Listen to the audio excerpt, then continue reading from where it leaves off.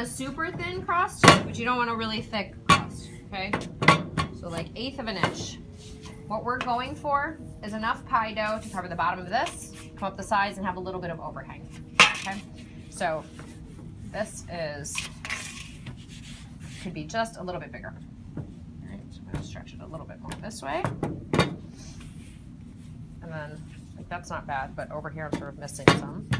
So I'm gonna kind of spot roll it and take some of the areas where it's a little bit thicker and push it where I want it to be, okay? So when you guys are rolling dough, you guys were pretty good at rolling dough actually, but some classes are not, right?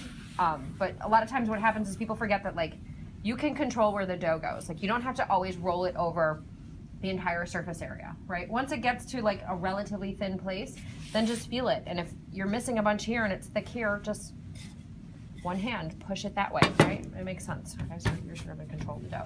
So that's plenty. Not everyone does this, but I like to, right? This has flour on it. You'll brush away any excess, but if you put a little bit of spray on this will help your dough stick to the pan so it's not sliding all over the place as you're trying to line it or whatever, okay? So you can roll your dough around your pin, but I prefer to take it, fold it in half and fold it in half. Also make sure if you see an excess of flour on the underside, just brush that away, okay? This fold right into the center of the plate and unfold your dough, right? And then, just like we did with the tart shells, pick up the edges to kind of release some of the tension. I'm picking it up and kind of pushing it down a little bit.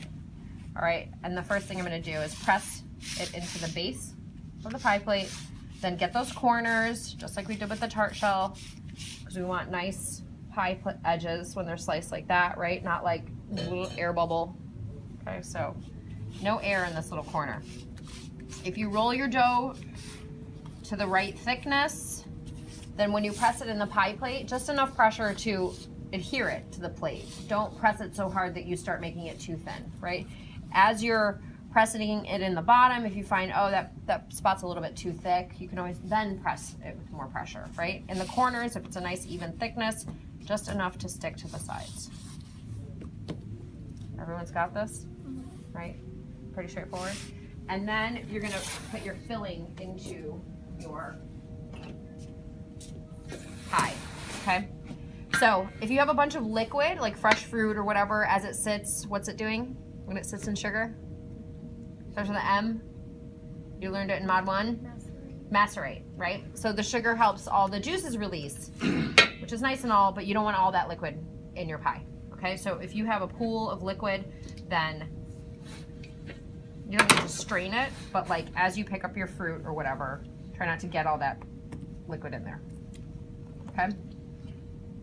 So pâte brisée, when we've used it in other applications, you guys docked it when you blind baked it, right? But in this case, you don't want to dock it because then your filling is going to kind of go through your pie crust, right? And be potentially underneath your pie. Okay.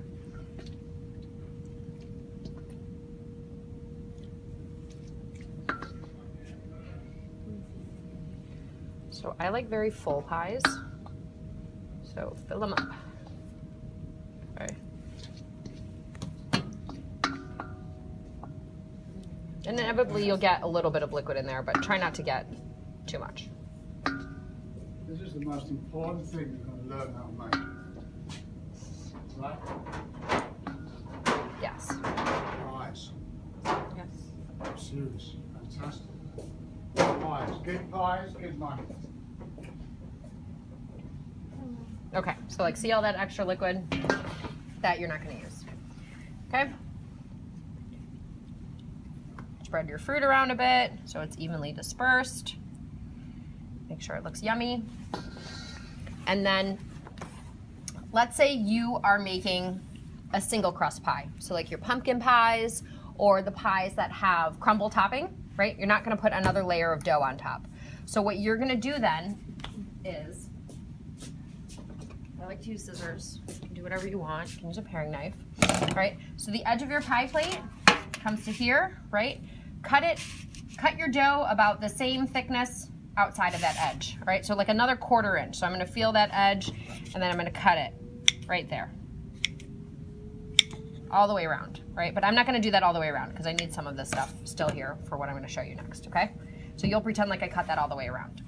And then what you're gonna do is you're gonna take this edge and you're gonna tuck it just on the inside of the pie plate, right? Just on the inside of the pie plate, all the way around, okay? If for some reason it's sticking to you, here, I'll do a little bit more. If for some reason it's sticking to you, then you can just dip your fingers in some flour or something like that. So just like that, all the way around, okay? And then to make a really nice crimped edge, you're gonna take your thumb and your forefinger on one hand and your other finger on another hand, and you're gonna hold your thumb and your forefinger about a finger width apart, and then just press that together, right? So thumb, forefinger, this finger presses it. Then what you're gonna do is you're going to take your thumb and you're gonna put it directly where that finger was and keep this space the same, right? So these, I'm not moving these fingers, like that, right? And then one more. And then like that, and then one more. And then it'll be even, right? So as long as you don't start moving these fingers around like that, right? And you take thumb, put it right where this finger was, really close together. And then you pinch it all the way around, okay? And then from there, you will egg wash it, pile on your crumble, put it on a sheet tray, put it into the oven, okay? Does that make sense?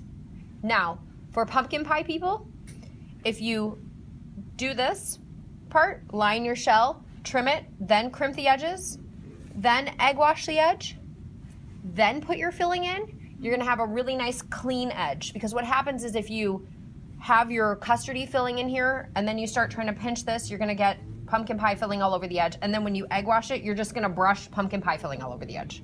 So you're gonna line your pie shell, trim it, tuck it, crimp it, egg wash, filling. Does that make sense? Okay.